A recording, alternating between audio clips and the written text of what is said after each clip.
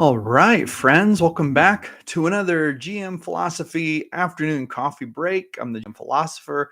Thank you so much for joining me. Today we are talking about, I'm going to put my phone on silent here so that I don't interrupt us. Um, Today we're talking about how to find a D&D group. Now, I'm scheduled to go live at 1 p.m. I'm a little bit early, but that's okay. If anyone out there sees or hears me, please go ahead and drop me a comment. Let me know about it to make sure that I am on the air and functioning properly, though everything does seem to be working in order. And yeah, with that being said, finding a D&D group, not always an easy task. And I'm going to share my number one tips. And we're also going to gather tips from the viewers, gather tips from the people in the live stream to basically discuss this. I'm going to pin some stuff at the top of the channel here. Cool stuff. Including, hey, Charlie, how's it going? Or should I say dirty socks?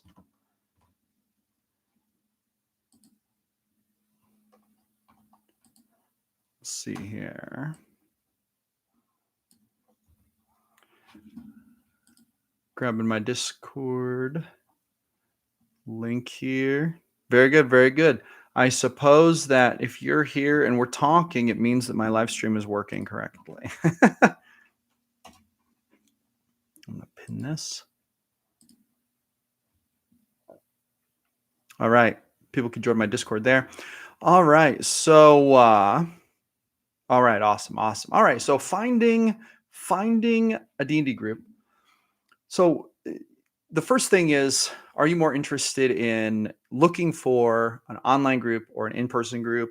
I actually did a whole video on this recently, like virtual versus at the table. And I personally, I prefer playing at the table, at the physical table. With that being said, it is no doubt harder to find a group doing that than it is to find a virtual group. That's one of the upsides of playing virtually, is that it's way easier to find groups to play with, but it can still be a bit of a challenge. Okay, so I'm going to go through basically my approach to this and tell you like what I've done. So Charlie, you say you play at the physical table. Heck yeah. I think that personally, that's my favorite way to play. With that being said, I do understand the convenience of virtual, and I totally understand that not everyone has a place to play physically. And for some people, it's hard to get that organized. So I'm going to tell you, like, this is going to be kind of funny. So I started out playing D basically asking my friends if they wanted to play. So I kind of had a group started out that way. But there have been times in my life when my group thinned out a bit, and I thought to myself, you know what? It's time to bring some new people in. It's time to like find some new people to play with. And what I ended up doing in these cases was actually like, I've done this a couple times. I would find local game stores and I would print out flyers, basically like a flyer for my game, and then I put my phone number on it or email, and I would hang them up. I'd go around to the various game stores, just kind of tell them about my game, and then like hang up these flyers. And I have found some of the coolest gamers and even made long-term friends with that method. That method worked surprisingly well for me. Now, what we would always do is me and a couple of my friends who were playing in the game, we would meet up with these people ahead of time in like a public place. Like we'd meet them at the game store, hang out with them, tell them about the campaign. It was sort of like us talking to them about the campaign, seeing if they're interested, but also us gauging whether or not we thought they were a serial killer and whether we could trust them at our home. So it's like, there's like two sides of that because safety is kind of an issue. Charlie says, what I did, I gathered a lot of people, like 9, and it got reduced to 4. Then some friends of the people I was already playing were interested. We have now steady 5 players at the table. Yeah. So that's another thing, is friends of friends. I've brought a lot of people into gaming like that. And I've had friends like bring friends with them to like try it out. And so right now, like my group is holding steady at about 6-ish people, and my core group at the table. And there's really no reason to recruit more players, but this video is about how to find new players. So putting flyers up at local game stores, or even going to local game stores and joining a game, this is a great way. Even if you want to be a GM, what you can do is you can go to game stores. A lot of game stores have rotating games, or they have like games that are being played. You can join in and play just to get into the community. You could also volunteer to run games at your local game store. And a lot of times they'll let you advertise there and you can like set it up and you can get a good start rolling that way. That's another thing if you have the time to do that. John, hey, John, welcome to the chat. John says, I've mostly played online. The huge majority of those groups were formed by a web of connections. Yep, yep.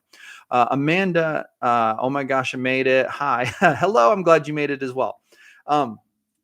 But yeah, you can go to local game stores. I actually met a couple players that I became really good friends with that way, running a game at my local game store when I lived in a little town, like, before I moved here to Springfield, Missouri. I lived in a little bitty town. There's like one local game store, and I went down there and I was like, I was thinking about running a game. Would you be interested in me running a game here? And he was basically like, yeah, go for it. We worked out the details, and I would run games there like once a week. And we would just, he would tell everyone, we have a game going. If you want to join, you can come at this time and this time. And that game got a lot of traction actually. So that was another way. And then my favorite players from that game, I invited to my core group games, like at my house. So like I kind of got to know them in that setting. So that was like a cool thing. Whispering Wisp, you said made it. Heck yeah, good to see you.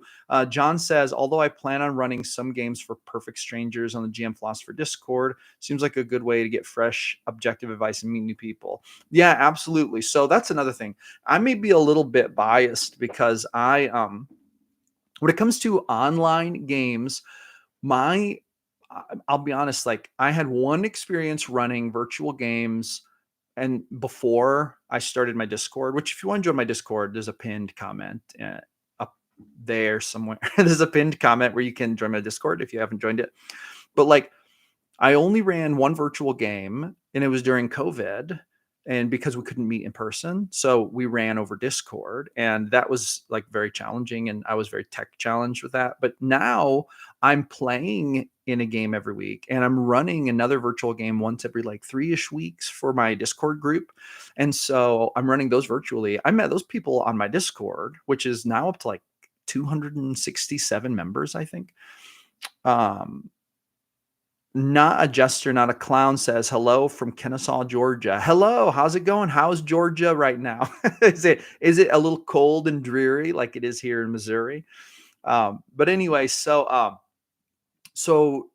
I feel like even finding people to play with online could be a challenge if you're not plugged into a community. And I started my Discord, it's been like, I think like 5 months ago now or something like that. And there's enough people that I feel like a person could jump in there. And if they get to know people and like interact with the community quite a bit, then they can actually get a game going. And it's not that big a deal. One thing I will say about the virtual space is that a lot of times, like effort isn't made to build real relationships before you go jumping into a game. So like for example, sometimes I see people posting in our looking for group channel, like you can tell like people will join and then they'll like post their paid game in the looking to join or looking for game text chat. And it's like, that's fine. There's nothing wrong with that. However, there are also people like John, who's in our chat right now, people like Charlie, Dirty Socks, Whispering Wisp. There are people in the group who contribute to the group and everyone like knows them. And if they were to start a group, I have no doubt that they would get their spots filled up very quickly because people know them. And that's like relationship building. And I feel like the virtual space suffers there. Like, I feel like when people build relationships, that helps them to get better groups and better chances to play games online with people, with good people. Hey, Steven, it's good to have you. Good to see you. Yeah, everyone, thank you for joining me today. So, with that being said, I don't actually know where I would go looking for players for virtual game if I did not have my Discord, actually. I don't know where I would go. I would love some ideas. Does anyone in the chat have any ideas about where you could go look for people if, like let's rule out my Discord. Where would you go if you didn't have like a Discord you were a part of? What would you do to try to find players for your game? I would be very interested in hearing people say what they do. Let's see here. John says the Discord is like the gym. You get out of it what you put into it. Absolutely. Yeah, I think that's true. Not a jester, not a clown says there are weirdos out in the world, and most of those weirdos are in the interwebs. Yeah. They say if it exists in the world, it's on the internet. Isn't that like rule one of the internet? Amanda says, "Oh, that's my goal: build relationship and try to run more games. I'm a newer GM, but that's the end goal." Yeah, heck yeah. So building relationships and running games is really awesome. And I also think that it's important to think of like your GM experience not as like, "Oh, I'm going to run this game." Like it's more like I am a GM and I'm interested in running games because you never really know. Like you might run a game here, run a game there. You might run one that turns into a 10-year stretch. You may run one that's like a 5-session arc and then it's done. And that's okay. Having games is kind of like having a portfolio of art projects going is how I feel like one person is really good about that is William, who is on our Discord. He does Dungeons and 20s on YouTube, his YouTube channel. He also streams on Twitch. I'm playing in his games on Sundays, but like he has like a whole bunch of like games going. It's like a West March style thing in his like homebrew world state. And he's like really good about that. He's like always got some cool games going and is like multiple projects at the same time. Now, time is a restricting factor there, but yeah, no, totally. Let's see here. Whispering Wisp says, how do you deal with group compatibility digitally? Do you still have a session zero to let people know what type of game it is? So in my experience, I in the Discord game that I've been running now, we basically jumped into the chat and talked a lot. We didn't have a technical in-person like video session zero. We kind of did session zero just talking in the text chat. And the first session when I jumped in with everyone, it was really interesting because it's like everyone's different than you expect if you've never spoken to them, through the screen. And there's always a little bit of weirdness through the screen anyway. But in my opinion, once you get that screen time with people, you're going to know pretty quickly whether or not it's going to work out or whether it's going to be weird or whether it's not going to be compatible or whether it's going to be pretty cool and whether you're going to like jive and mesh. It does take a few sessions to get warmed up, but in my experience, I would have a session zero and I would do it virtually. I would actually want to meet people virtually before session zero just to see if I don't know. You can tell real quickly in video things you cannot tell over text chat when getting to know people. Like you can, like the weirdness might really show. Like if someone is really weird, you're just like, oh my gosh, I don't know if they'd be a good fit for my game. You can tell that over video way easier than you can tell that through text chat. And then by the time you get to session zero, it's kind of like they're already committed and it would already be like a thing to remove them from it. You know what I'm saying? I feel like that is a thing, which kind of mirrors what I've done in real life. I always met new people at like a public place and just talked about the game before inviting them to the game. But anyway, so Charlie says, I would try and search online for people who would like to join at a physical table. Charlie, what sites would you use for that now? I feel like I used to kind of use Facebook for that, but I'm not even really that into Facebook anymore. What resources do you use for that? Steven says, yeah, that's how I found my group. I'm decently active. When I mentioned starting my first campaign, I had a few people jump in. Yeah. So it's that, once again, it's that relationship. It's like, people share what you want to do with them and they may want to join. That's one of the best ways to, I think, get started with a group in D&D. And to be really honest, it's okay to start small. You can have two players and start your campaign and you can always add to it later. And there's nothing wrong with that either. I gamed for years and years and years with just two other people playing Star Wars. And then we added a third person and then it was just like perfect. But we did a lot of role play with two players and it was really fun. Jonathan Haney says, I've thought about asking to run a game for teens during the summer at the local public library. Great way to get the kids started in the hobby in a healthy way. Yeah, that's super true. And I feel like it's good for kids too. And it's very giving and it's a very good thing to want to offer that experience for kids. And because I feel like a lot of GMs, so this is going to sound kind of weird, but I feel like a lot of GMs don't want kids in their games because they think and rightfully so, they maybe want to delve into darker, more grim type stuff. And obviously that's not like a great match for kids. So being willing to run a kid-friendly campaign, I think a lot of GMs see that as like a big sacrifice. So I think there's I don't think very many GMs run games for kids other than like if you're a parent running and your kids are in the game or something. But yeah, no, totally. That's an awesome idea. Charlie says, we have a lot of board game stores in the Netherlands. There's always people who would like to join. Furthermore, I think it is good to go to some bigger conventions about board games. You can score people.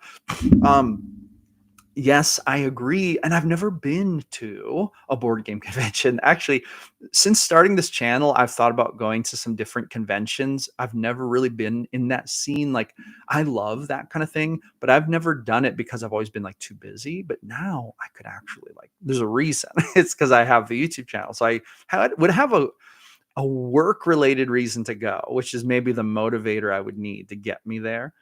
Profit Roll says, hey everyone. Oh, hey Profit Roll, how's it going? You say you're weird. No, you're not weird. Steven says, me too. We had a session 0 in our chat and a session 0 in video to confirm what we talked about. That's a good idea. Yeah. Did it go well? Did it go well? And was it recently? I'd like to hear more about it. Not a jester, not a clown says, roll for sense motive to the person in the online interview. Absolutely. You've got to roll those sense motive checks. Amanda says, yeah, as an online game and using Discord for the majority of communication, voice chatting is way better at seeing the vibe. 100%. Yeah, I agree. Jonathan says, I've also thought about creating a game for former students. I'm a high school teacher. Probably wouldn't fly at school, but I could probably get an alumni game going. Yeah, that'd be super fun. Let's see. Charlie says, Gym Philosopher, you're missing out. Just go with your buddies from D&D group. So, okay, here's the thing. My buddies have invited me to those things. My D&D group goes to those types of things, and they do invite me. And I have not gone in the past because I was like, no, I have to work. I have to like stick with my work. I have to keep doing it. And that's the thing. I'm telling you, I'm a bit of a workaholic, which is maybe surprising. I feel like I don't necessarily give off workaholic vibes, but I have a surprising amount of anxiety that comes from doing things that are not work related. Actually, it's a very real thing in my life, and I'm working on getting better about it. But I know some kind of anxiety about it, but you're right. I should go, and I am missing out. And I think I'm going to go. 2025 is the year. Going to go to some conventions. Charlie says, actually, it is work related for you, right? Yes, now it is actually. So that is a great. That's a great like workaround. I think 2025 is the year. Going to go to some good conventions. I would love to go to conventions. I think that'd be so much fun. Those are like my people. Like, yeah, no excuses though. You're right. Absolutely none. But yeah, loophole. Profit Rolls as loophole. So now with that being said, what would I do today if I were trying to get a group together? If I had no group, I had no like contacts who wanted to play. All I had was a bag of dice and my books, and I'm like, you know what? It's time to play some D&D. Here's what I would do. First of all, I would probably go looking for, just knowing what I know now off the top of my head, I'd probably go looking for a Discord. Like if mine didn't exist, I would go looking for some Discords like mine. I'd get on YouTube. I'd probably try to find like YouTube creators who have Discords and join their Discords and just get active in that group.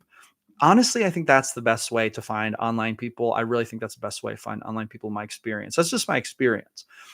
And again, I'm interested if anyone has any ideas about how to find people online to play with that I haven't mentioned.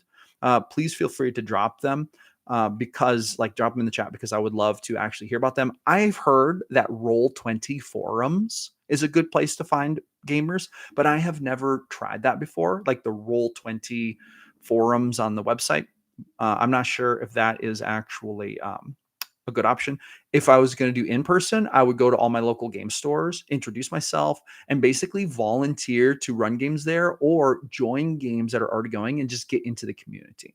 Because trying to like, this sounds a little bit weird, but like trying to insert yourself as a GM at a local game store just right away could come off as being a little bit weird and pretentious. But if you jump into the community and hang out and interact, you'll get to the point where you can run games. 100%.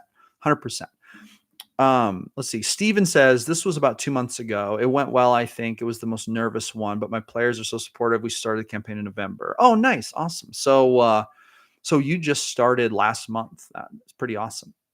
Charlie says, look for forums, Discord communities, and then join an LFG. Yeah.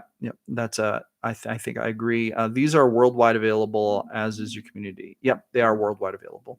Amanda says that's my current plan: is join creators. I like Discord and start being active. Yeah, you know, this might seem hard to believe, but I'm still I'm still very new to Discord. The first time I really spent time in Discord at all was when I started my Discord. I was only a member of my friend's Discord, which is the one that we used to run our game during COVID. I logged in, we played like the 8 or so sessions during the lockdown, and then I literally did not go back to Discord even one time until I started my Discord. And my friend had to like show me around to show me how to do it. I have a friend who's like really into Discord and he showed me a lot. But anyway, so it was like really funny. Um, Private Role says, I'm too shy to do anything, but I guess I'd do the Discord thing. Oh, really? You don't strike me as particularly shy. I guess you strike me as being a little bit quiet, but you don't strike me as being shy. Mark says, finding gamers is tricky. People don't always fit together. So that's true. And that's an interesting thing. So like, for example, imagine like imagine running a game for people who are vastly different. So in some ways that can be really, really good, but in some ways that can also be difficult to do. For example, if you have like a game that's like half high schoolers and then half like people who are like 50, 60, 70 years old, think about the difference in game experience and just life experience and how that would mesh. That could be so cool, but there's also potential that it wouldn't really be compatible. Also, imagine like, I mean, anything, a group of highly religious people and then a group of atheists, or a group of like hardcore, like carnivore people and then vegans. Like, anytime you get like really different people together to play D&D, it opens up, like, those would be the best games. The games where you have really different people, but you have to get them compatible. That's the thing. They have to be compatible enough that they can enjoy the game and play the game together without the whatever differences there are coming into the mix. That is the challenge, and I also think that that makes groups way more fun when people are really different. Let's see here.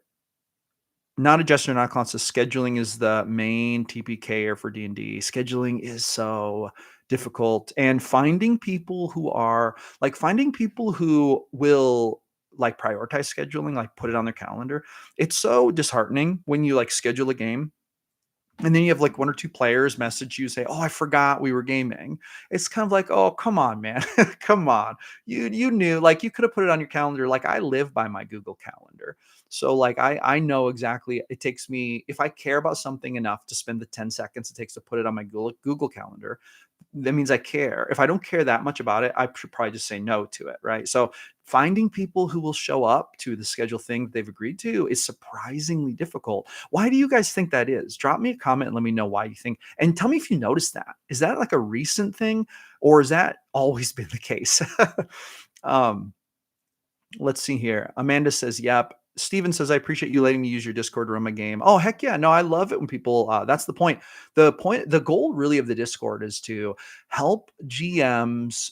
Like, basically, I'm trying to think of the best way to put this. The goal of my Discord is to help GMs run more awesome games easier. Like, I just want to make it easy. Want to try to make it easy. Meeting people, having a place to network, having a place to talk, having a place to share stuff, whatever. You know, if the Discord helps to make that way easier, then that's the goal. That's the goal. Jonathan says, just had a thought. What about honestly just going door to door and asking if your neighbors are interested, like Mormons, but for D&D? I bet most neighborhoods have people who won't play. So that's very brave. Like, I wouldn't want to do that in my neighborhood. My neighborhood is relatively sketchy. It's way better than it was 4 years ago or 5 years ago when I first moved in, but it is sketchy. When I first moved in here, the first 6 months I lived here, it was so sketchy. There was literally a shooting in my driveway that year. Like, someone like shot at someone else in my driveway, like the first year I was here. And that was not the worst, wildest thing that I've seen. So it has gotten so much better, but I would not, I think, want to go door to door and invite my neighbors to play D&D. With that being said, if I lived in a nice neighborhood, 100% I would think that that's a good idea. So anyway, Profit Roll says, The groups I'm in are too stubborn to find a way to keep it going, if only once a month. That's good. Yeah, got to be a little stubborn to keep it going. Charlie says you can always try just organizing an online meeting and see if it clicks with them. Then you could decide if you would think it has potential to start play D&D together. That's true. That you could schedule a brainstorming the game or organizing the game together. Amanda says, I send reminders at the beginning of the week to my players. That's super. That's a super organized thing to do. That's very responsible, and you probably increase your attendance rates because of doing that. I have a feeling. Do you think that you've increased your attendance rates by doing that? I'm interested in hearing. Charlie says this makes it way easier for me. Whispering Wisp says I definitely liked Professor DM's more hearts dance on scheduling. I found it really cool that was known up front, so you knew what you were getting into and everyone had buy-in. Professor DM's more hearts dance on scheduling. I found it really cool. That was known up front. I think what you mean, Whispering Wisps, is that you like it that that people schedule it and then you know what you're getting into ahead of time, so you like it being scheduled like meticulously, I think is what you're saying. I think that you might be using voice to text, so I had a little trouble understanding that message. um, Not a jester, not a clown says, I'll admit I used to bail out last minute to one group because I was uncomfortable. I grew to be more upfront the past couple of years. Oh, yeah. Well, usually if someone bails at the last minute, there's a reason for it. And it might be personal, it might not have to do with the group, but it can have to do with the group. Profit Roll says, in our groups, one of the players usually asks if it's still happening that week. We all look forward to it. I think twice someone forgot, but the other players remind them and they join. Yeah. And it's also true that there's some people like that. Some people maybe need reminders. And it's kind of like, they're forgetful, but we love them. Like I know I've known a couple of friends like that. And I just think it's rare. So it's rare to find legitimately people who do prioritize D&D, but they have a hard time remembering like dates and times. I think that's a little more rare of a thing than people who like aren't prioritizing it and just using it as a backup plan. That's like, it feels bad when people use your D&D game as a backup plan. Let's see here. Cody Baker. Hey, Cody, how's it going? Says, hi, all. Would it be a good idea to find players by going onto a D&D YouTuber's live chat and ask who wants to play? I feel like you would have a harder time with that because it seems like you might get lost in the mix. But I don't know. I've never tried that before. John says, yeah, I guess it totally depends on the neighborhood. Mine's pretty wholesome. That's good, actually. Prophet Rule says, my neighborhood is full of older people. You might have a lit D&D game if you do that. Steven says, I don't think scheduling is a problem for my group since every day we post it is Tuesday. Is it Tuesday yet? Yeah, no, your group actually, Steven, looks super lit. It looks super fun. Sometimes I think to myself, man, I should have joined that game. It looks really fun. Cody Baker says, I'm new to the D&D space and I want a DM. I've been working on a few dungeons and some monsters, but I only know 4 people IRL who want to play, but our schedules don't line up often. Yeah, you could totally try running a virtual game, Cody, if you want to. Join my Discord. The link is pinned in the thing. And there's a whole bunch of people, I'm sure, who would either invite you to games or you could play, start a game. And if nothing else, you could jump in and talk to other GMs who are pretty experienced and might help you get some pointers. Amanda says, yeah, I usually have all my players. That's good. That's good. In Venturology, woo, hey, good to see you in Venturology. I think that I talked to you in the Discord literally just not too long ago. John Haney says, we have a round robin game starting next month in the Discord. Oh, yeah, I've seen you guys putting that together. That's awesome. Heck yeah. Okay, so at the end of the day, and I'm going to kind of wrap this up here. We're coming up on about 30 minutes here, but I'm going to leave it here and say this, like, finding people to play D&D with isn't always super easy, but I will say this, just like anything that involves other people, putting yourself out there and being willing to kind of keep going at it and kind of keep applying effort to it is kind of what's important. I have this mantra in D&D that I use often where it's like, if you want things to get better, like for example, if you want a plot arc to get more interesting, or you want a certain plot to get more fun, or if you want a story to get more intriguing, then generally you have to increase the sophistication of it, which means you have to put effort into it, because the increasing law of or is it the second law of thermodynamics, the law of increasing entropy, states that things tend toward a more chaotic state.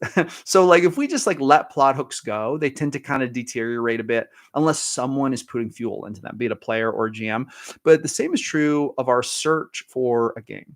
If we're putting energy into it every single day or every single week, then we're going to find results at some point. It might take you a week, might take you a month. But the key is to keep working at it. It's actually very much like dating or making friends or even finding a job. It's like the key is in consistent forward momentum and effort and just trying new things. And then eventually you'll find something that works and it'll work really good. And so I just want to encourage everyone, don't give up on trying to find a group if you haven't found one yet. Just apply a little bit of effort, maybe 20 minutes a day or an hour a week, whatever you can devote to that search for a group. And even if you join some forums or discords that don't really work out, oh well, you tried. But who knows where you might meet one or two people who will prove to be your gaming buddies for the next 10 years. That tends to be how it goes in the TTRPG community. So yeah, there's my final words of advice there. Let's see. I'm going to hit these comments one more time. Talking about the round robin game in the Discord. That actually sounds really awesome. Amanda says, I joined the Discord yesterday, so I'm still trying to see what's up. Very cool. Very cool. John says, look for the round robin thread. Yeah. Inventurology says, I like to think of D&D group like a sports team. It is kind of like a sports team, but it's also like a, so it's like a, it's like a, that's actually a really interesting way to put it. It is very much like a sports team, actually. Maybe even a little bit. It's like a sports team, but it's also like having a theater troupe at the same time. It's like there's also like a theater-esque, almost like philosophical element to it too, that I think that even adds more to it. But yes, totally. Theater troupe. Anyway, all right. Well, that's going to be it for today's live coffee break. YouTube live. Thank you so much, everyone, for hanging out. I will see you all later. Keep playing games and roll some D100s for me this weekend. Catch y'all later.